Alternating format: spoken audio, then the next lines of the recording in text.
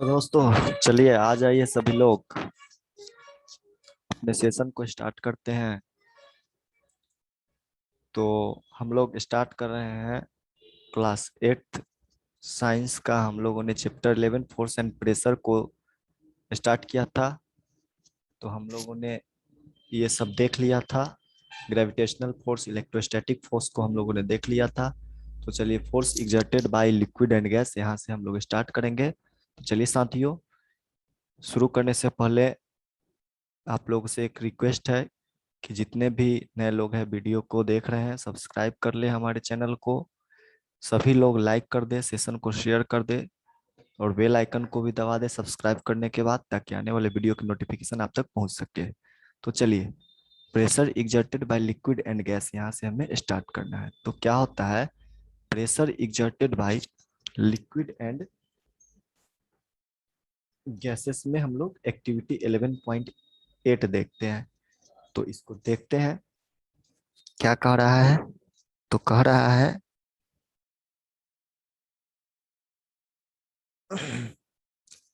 Take a transparent glass tube और a plastic pipe. मतलब कि एक ट्रांसपेरेंट ग्लास ट्यूब लेना है। Take a transparent glass tube और ए प्लास्टिक पाइप, मतलब ट्रांसपेरेंट ग्लास ट्यूब लेना है या प्लास्टिक पाइप लेना है। The length of the pipe या tube should be about 15 centimetre and its diameter should be 5 to 7.5 centimetre. मतलब कह रहा है कि लेंथ जो है पाइप ट्यूब का कितना होना चाहिए, 15 सेंटीमीटर लगभग होना चाहिए, और इसका डायमीटर होना चाहिए 5 से 7.5 centimetre. Also take a piece of thin sheet of a good quality rubber, मतलब एक गुड क्वालिटी ऑफ रबर का एक पतला सा शीट लेना है। से ए रबर बैलून, या रबर बैलून ले सकते हैं जिसे हम लोग रबर बैलून कहते हैं। Stretch the rubber sheet tightly over one end of the pipe, मतलब कि स्ट्रेच करना है, खींचना है रबर शीट को tightly over one end of pipe, मतलब पाइप के एक इंड से पर क्या करना है, पाइप के एक इंड के ऊपर उस बैलून को जोर से खींचना है, मतलब कि उसमें वो चला जाए। ठीक है ना।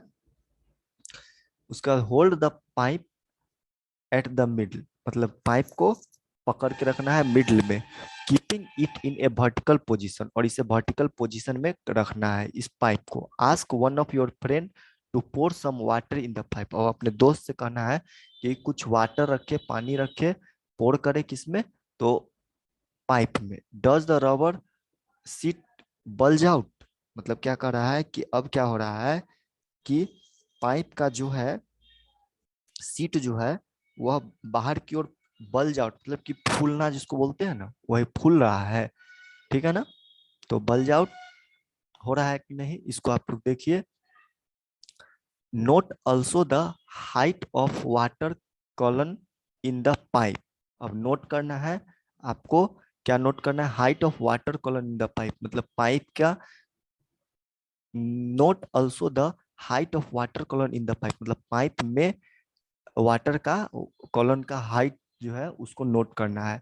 उसके बाद क्या कर रहा है, पोर सम मोर वाटर, और फिर और वाटर को उसमें रखना है। ठीक है ना। अब जब again the bulge in the rubber sheet, मतलब फिर से अगेन दोबारा पुनः bulge in the rubber sheet, मतलब कि रबर सीट को फिर से ऑब्जर्व करना है कि वो कितना फूलता है, seat and height of the water column in the pipe, और वाटर कॉलन जो है पाइप का वो कितना बड़ा है, इसको देखना है। Repeat this process in few more time, मतलब इस प्रोसेस को रिपीट करिए फ्यू मोर टाइम, मतलब कुछ अधिक बार। Can you see any relation between the amount of bulge in the rubber sheet and the height of water column in the pipe, मतलब कि क्या आप देख रहे हैं कोई रिलेशन किसके किसके बीच में? अमाउंट ऑफ बल्ज, मतलब कि जो फूलता है, बल्ज करता है, उस बल्ज के अमाउंट में रबर सीट में, और वाटर के हाइट में पाइप में, इस दोनों में आप कोई रिलेशन देख रहे हैं? तो आप लोग इस एक्सपेरिमेंट को करके देखिए, सिंपल सा एक्सपेरिमेंट है।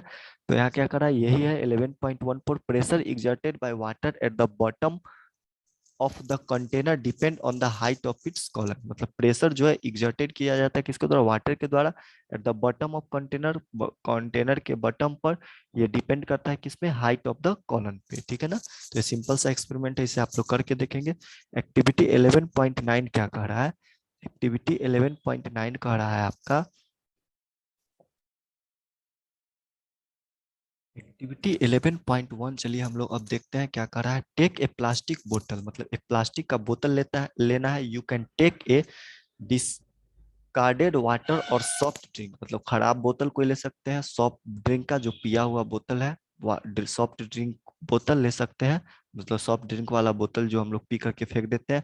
Fix a cylindrical glass tube, मतलब कि एक सिलिंड्रिकल ग्लास ट्यूब लेना है, मतलब एक सिलिंड्रिकल ट्यूब लेना है, glass tube, a few centimetre long, मतलब एक फ्यू सेंटीमीटर, कुछ सेंटीमीटर लंबा एक सिलिंड्रिकल ग्लास ट्यूब लेना है।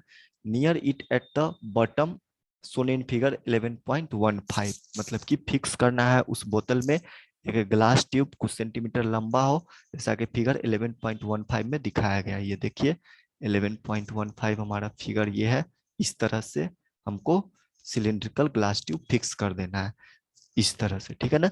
You can do by slightly heating one end of the glass tube and then quickly inserted it near the bottom of the bottle, मतलब कि you can do, ऐसा तुम हम लोग कर सकते हैं, मतलब आप कर सकते हैं। स्लाइटली हीटिंग मतलब थोड़ा गर्म कर दीजिए एक इंड ग्लास ट्यूब का, एंड क्विकली इंसर्ट, और जल्दी से इंसर्ट कर दीजिए इसे bottom, near the bottom of water बोतल, मतलब वाटर बोतल के बॉटम में इसको इंसर्ट कर दीजिए, गर्म करिए और इसे जल्दी से इंसर्ट कर दीजिए। Make sure that water does not leak from the joint, मतलब ये श्योर रहिए कि वाटर जो है ये लीक नहीं कर रहा है, कहाँ से, ज्वाइंट पर से, जहाँ से हम लोग इंसर्ट किया है सिलिंड्रिकल ट्यूब को।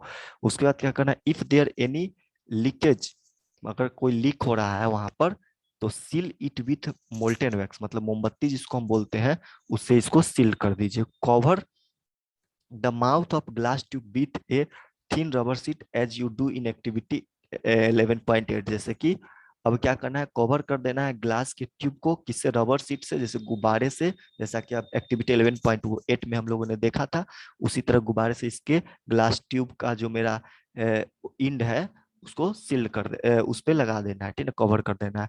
Now fill the bottle up to half of with water, मतलब अब आधा, बोतल को आधा पानी से भर दीजिए, मतलब कि बोतल को आधा भर दीजिए वाटर से। व्हाट डू यू ऑब्जर्व, आप क्या ऑब्जर्व करते हैं, why do the rubber sheet fix to the glass tube bulge this time, मतलब क्या कर रहा है कि क्यों, does why does the rubber, मतलब सीट फिक्स्ड, मतलब रबर सीट फिक्स क्यों हो जाता है टू द ग्लास ट्यूब, मतलब ग्लास ट्यूब से, बल्ज दिस टाइम। अच्छा, उसके बाद क्या करा, पोर सम मोर वाटर इन द बोतल, अब फिर से और अधिक वाटर रखिए बोतल में। Is there any change in the bulge of rubber sheet, मतलब कि जो रबर सीट है उसके बल्जिंग में कुछ चेंज हो रहा है, ठीक है ना। तो आप इस एक्सपेरिमेंट को करके देखिए, ठीक है ना। उसके बाद क्या कर रहा है कि note that the rubber sheet has been fix on the side of the container. अब नोट करना है क्या कि रबर सीट जो है फिक्स होना चाहिए one side of the container, fix on the side of container, मतलब कंटेनर के साइड में फिक्स होना चाहिए, ठीक है ना। नॉट एट द बॉटम, मतलब कि कंटेनर के साइड में फिक्स होना चाहिए, बॉटम पे नहीं, ठीक है ना। Does the bulging of the rubber sheet in this case indicate that water exerts pressure on the side of container as well, मतलब कि क्या कर रहा है, does the bulging of rubber sheet, मतलब रबर सीट का बल्जिंग जो है इन दिस केस, इस केस में इंडिकेट करता है क्या, वाटर जो है एग्जर्ट करता है प्रेशर, प्रेशर एग्जर्ट करता है वाटर कहाँ पे, तो on the side of container, मतलब कंटेनर के साइड पे, एज वेल एज वॉल पे, वॉल पे या कंटेनर के साइड पे ये प्रेशर एग्जर्ट करता है। लेटस इन्वेस्टिगेट फर्दर, मतलब हम लोग इसे फर्दर इन्वेस्टिगेट करेंगे, मतलब कि देखिए ये है ना, तो ये ना साइड ऑफ कंटेनर है, तो इस पे जो है एग्जर्ट करता है प्रेशर, तभी तो यहाँ पे बल्जिंग होता है ना, इस रबर के सीट में बल्जिंग हो रहा है, प्रेशर एग्जर्ट कर रहा है जिसी के कारण, वही बात यहाँ पे बोल रहा है, ठीक है ना। तो आप लोग समझ गए होंगे आशा करता हूँ। चलिए एक्टिविटी 11.110 देखते हैं। टेक एम्प्टी प्लास्टिक बोतल, मतलब एक खाली बोतल लेना है, प्लास्टिक का और ए सिलिंड्रिकल कंटेनर, और एक सिलिंड्रिकल कंटेनर लेना है, ठीक है ना। You can take a use tin of talcum powder और ए प्लास्टिक बोतल, मतलब टेल्कम पाउडर का ले सकते हैं टीन या प्लास्टिक बोतल ले सकते हैं। ड्रिल 4 होल्स, मतलब 4 होल करना है all around near the bottom, मतलब कि उसके नीचे बॉटम पे ऑफ द बोतल, बोतल के नीचे जो है बॉटम पे हमको 4 होल करना है। मेक श्योर डेट, ये श्योर रहिए, the hole are at the same height, मतलब होल जो है सेम हाइट पे होना चाहिए फ्रॉम द बॉटम, मतलब बॉटम के सेम हाइट पे होना चाहिए। फिगर 11.16 में दिखाया गया है, 11.16 में देख लीजिए, सेम हाइट पे है ना बॉटम के। ये 4 होल कर देना है इस तरह से हमको। उसके बाद क्या करना है, make sure that hole are at the same height from the bottom. Now fill the बोतल विथ वाटर, अब वाटर से बोतल को फिल करिए। व्हाट डू यू ऑब्जर्व, अब आप क्या ऑब्जर्व करते हैं, does the water coming out the hole fall at the same distance from the बोतल, मतलब क्या कर रहा है कि does the water coming out, मतलब क्या वाटर जो है बाहर आ रहा है ऑफ द होल, होल से fall at the same distance from the बोतल, मतलब कि सेम डिस्टेंस, बोतल से सेम डिस्टेंस पे वाटर आ रहा है, ठीक है ना। व्हाट डज इट इंडिकेट, आप क्या इंडिकेट करते हैं इससे, ठीक है ना। तो आप व्हाट डज दिस इंडिकेट, ये क्या इंडिकेट करता है, ठीक है ना। ये जो है वाटर जो है सेम हाइट से आ रहा है, तो ये क्या इंडिकेट करता है, ठीक है ना। तो इसके बारे में फिर देखते हैं क्या करा है।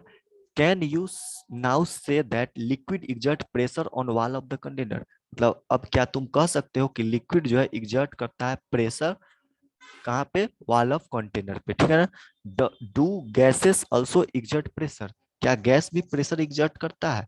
Does do they also exert pressure on the wall of their container, क्या वे एग्जर्ट करते हैं प्रेशर कहाँ पे, वॉल ऑफ कंटेनर पे। लेटर्स फाउंड आउट, मतलब गैस भी अपने कंटेनर के वाल पे, गैस भी अपने कंटेनर के वाल पे प्रेशर एग्जर्ट करते हैं, हम लोग इसका पता करते हैं, ठीक है ना। तो यहाँ सब देखते हैं। आई हैव सीन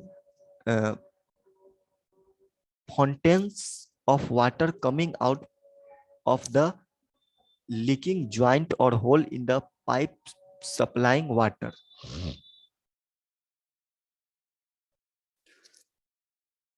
तो क्या कह रहा है, I have seen fountains of water coming out of the leaking joint और hole in pipe supplying water, is it not due to pressure exerted by water on the wall of the container, मतलब कि ये लड़का क्या कर रहा है कि मैंने देखा है फाउंटेन्स ऑफ वाटर, मतलब पानी का जो फब्बारा नहीं होता है ना, वो कमिंग आउट, मतलब बाहर आता है जहाँ पे लीक होता है वहां से, coming out of the leaking joint, मतलब पानी का फब्बारा जो है बाहर आता है जहां से कि लीक होता है या छेद होता है, द पाइप सप्लाइंग वाटर, मतलब जो सप्लाई करता है वाटर जो पाइप उससे। Is it due to pressure exerted by क्या, water on the wall of container, क्या ये ऐसा, is it not due to pressure exerted by water, मतलब कि ये क्या कर रहा है कि क्या यह नहीं हो रहा है प्रेशर एग्जर्टेड वाटर के प्रेशर एग्जर्ट करने के कारण on the wall of pipe, मतलब पाइप के वॉल पे प्रेशर एग्जर्ट करने के कारण नहीं हो रहा है। तो देखिए ये हो रहा है, प्रेशर एग्जर्ट करने के कारण ही तो फाउंटेन आ रहा है, फव्वारा आ रहा है बहुत ज्यादा, मतलब कि है ना, समझ गए होंगे। चलिए आगे देख बढ़ते हैं। When you inflate a balloon, why do you have to close its mouth, जब आप एक बैलून को फुलाते हैं तो इसके मुंह को आप लोग बंद क्यों कर देते हैं। What happens when you open the mouth of an inflated balloon, मतलब अब जैसे ही आप ओपन करते हैं इन्फ्लेटेड बैलून के माउथ को तो क्या होता है। Suppose you have a balloon which has hole, मतलब मान के चलिए कि आपके पास एक बैलून है जिसके पास एक होल है। Would you be able to inflate it, क्या आप इसे इन्फ्लेट कर पाएंगे, मतलब उसे फुलाना जिसको बोलते हैं ना, इन्फ्लेट, इन्फ्लेट कर पाएंगे। इफ नॉट वाई, अगर नहीं तो क्यों। Can you say that air exerted pressure in all direction, क्या तुम कह सकते हो कि एयर जो है एग्जर्ट करता है प्रेशर सभी डायरेक्शन में, ठीक है ना। तो चलिए इसके बारे में पता करते हैं। Do you recall what happens to the air in the bicycle tube, मतलब कि तुम रिकॉल कर पा रहे हो, क्या तुम रिकॉल कर पा रहे हो क्या होता है जब air happens, what happens to the air in bicycle tube, when it has a puncture, जब आपका बाइसिकल ट्यूब पंचर हो जाता है, तो उसके ट्यूब के एयर का क्या होता है, do this observation suggest that air exert pressure on the inner wall of an inflated balloon और ए ट्यूब। मतलब कि डू दीज ऑब्जर्वेशन, क्या ये ऑब्जर्वेशन सजेस्ट करता है कि एयर जो है एग्जर्ट करता है प्रेशर, कहाँ पे प्रेशर एग्जर्ट करता है, ऑन द इनर वॉल, मतलब inner wall of inflated balloon, मतलब जो हम जिस बैलून को हम लोग इन्फ्लेट किए थे उस बैलून के वॉल पे प्रेशर एग्जर्ट करता है, या हमारे बाइसिकल के ट्यूब पे, तो करता है, ठीक है ना, करता ही है प्रेशर एग्जर्ट।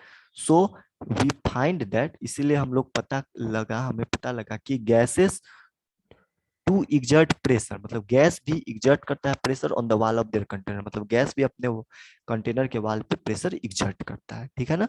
चलिए आगे पढ़ते हैं एटमॉस्फेरिक प्रेशर। तो एटमॉस्फेरिक प्रेशर को हम लोग देखते हैं।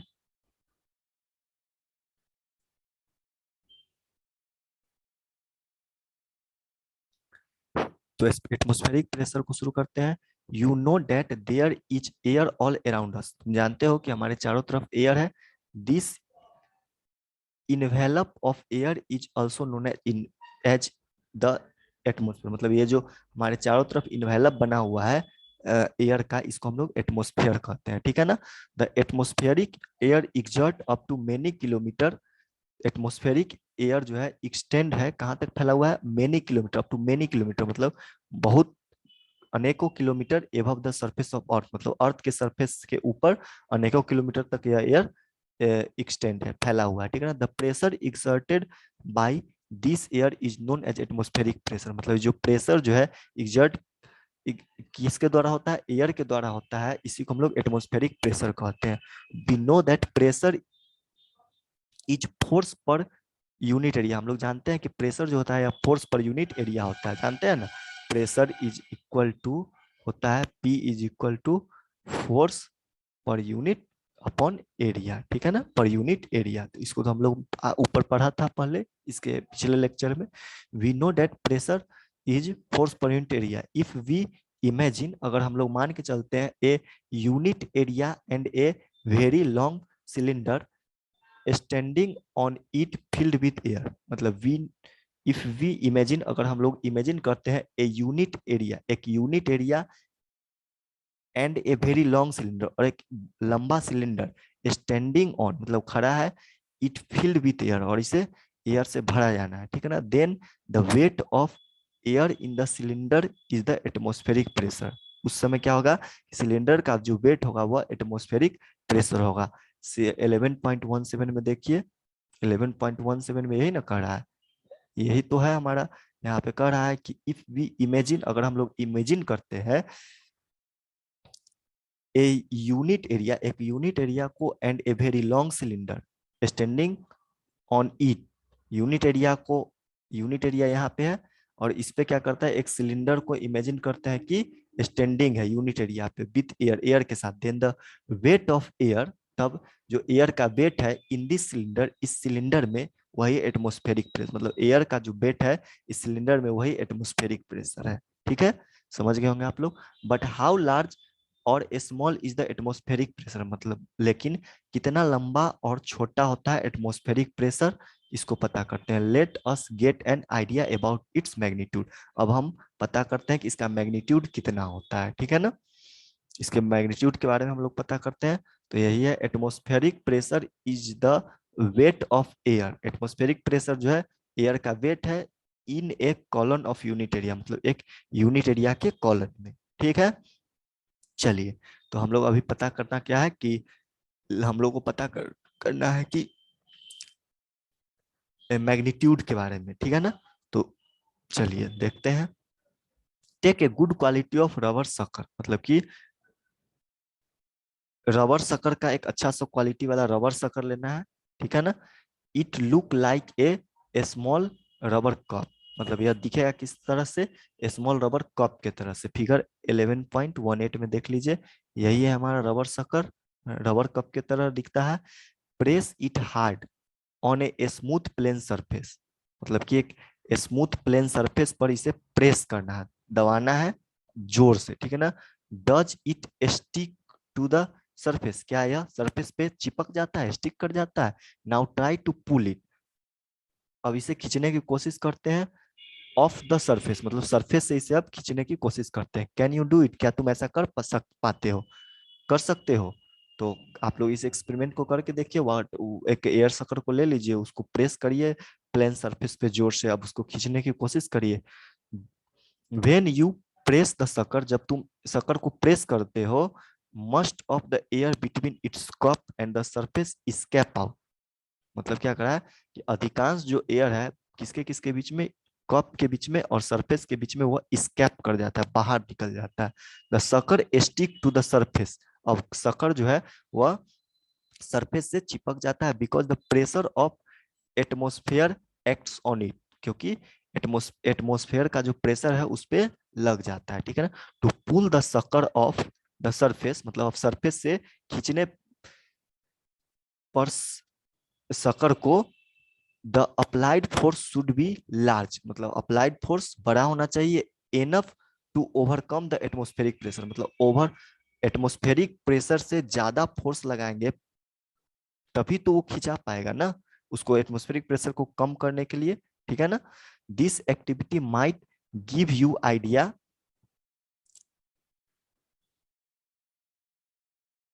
This activity might give you idea about the magnitude और एटमोस्फेरिक प्रेशर, मतलब कि ये जो है एक्टिविटी जो है ये आपको आइडिया दिया होगा किसके बारे में, तो एटमोस्फेरिक प्रेशर के मैग्नीट्यूड के बारे में। इनफैक्ट वास्तव में it would not be possible for any human being to pull the sucker off, मतलब कि इस सकर को खींचने के लिए यह संभव नहीं है कि कोई ह्यूमन बीइंग इसे खींच ले ऑफ द सरफेस, सरफेस से। If there were no air at all between the sucker and the surface, अगर कोई भी एयर नहीं होगा किसके किसके बीच में, सकर और सरफेस के बीच में, तो यह संभव नहीं है कि कोई ह्यूमन बीइंग इसको खींच ले। Does it give you idea, क्या यह तुम्हें आइडिया देता है how large the atmospheric pressure is, कितना बड़ा है एटमोस्फेरिक प्रेशर, ठीक है ना, इसके बारे में देता है। तो आप इस एक्सपेरिमेंट को करके देखिएगा, आपको पता चल जाएगा, ठीक है ना। चलिए आगे देखते हैं। If the area of my head were 10 centimetre into 10 centimetre, मतलब अगर हमारा हेड का, सिर का एरिया जो है 10 सेंटीमीटर इंटू 10 सेंटीमीटर का था, how must wait of air would I be carry on my head, तो आप सोचिए कि कितना एयर का वेट हम लोग कैरी कर सकते हैं अपने सिर पे, ठीक है ना। तो चलिए, the weight of air in A column of height of atmosphere and area 10 centimetre into 10 centimetre, figure 11.19, मतलब वेट जो है एयर का इन ए कॉलम ऑफ हाइट, मतलब एक हाइट के कॉलम में, ऑफ एटमोस्फेरिक प्रेशर, मतलब एटमोस्फेरिक प्रेशर के हाइट के कॉलम में जो वेट है एयर का 10 सेंटीमीटर इंटू 10 सेंटीमीटर पर फिगर 11.19 में दिखाया गया, is as large as 1000 kg, मतलब 1000 से भी ज्यादा है। The reason we are not crushed under the weight of the pressure inside our body is also equal to atmospheric pressure and cancel the pressure from outside, ठीक है ना, समझ गए होंगे आप लोग। तो चलिए समझ गए होंगे आप लोग क्या कर रहा है यहाँ पे, the weight of air in a column of height of atmosphere and area 10 centimetre into 10 centimetre, मतलब कि एयर का जो वेट है in a column of height, मतलब हाइट के कॉलन में, एटमोस्फेयर के हाइट के कॉलन में जो है वो एरिया है 10 centimetre into 10 centimetre, is as large as 1000 kg, मतलब 1000 kg लंबा है। The reason we are not crushed under this weight, तो इस हम लोग जब इतना हम लोग पे प्रेशर लग रहा है तो हम लोग दब क्यों नहीं जाते हैं, यही बोल रहा है, ठीक है ना। तो this weight is the pressure inside our body is also equal to atmospheric pressure, मतलब हम लोग दबते क्यों नहीं है कि जो हम लोग पे प्रेशर लगता है ऊपर से, उतना हमारे बॉडी के अंदर से भी प्रेशर लगता है, ठीक है ना, इसी कारण हम लोग नहीं दबते हैं। And cancel the pressure from outside, इसलिए वो जो हमारा बाहर से प्रेशर लगता है हमारे सिर पे, जितना प्रेशर लगता है उतना हमारा बॉडी भी इनसाइड प्रेशर लगा देता है, जिसके कारण वो एक दूसरे से कैंसिल हो जाता है, इसलिए हम लोग नहीं दबते हैं। ठीक है ना, समझ गए होंगे। चलिए, डू यू नो, क्या आप जानते हैं Otto von Guericke, a German scientist of 17th century, मतलब 17th सेंचुरी के ये जो थे ओटो वान ग्यूरिक के, एक जर्मन साइंटिस्ट से इन्वेंटेड ए पंप, एक पंप का आविष्कार किए to extract air out of vessel, मतलब किसी वेसल से एयर को बाहर निकालने के लिए, with the help of this pump, इस पंप की सहायता से।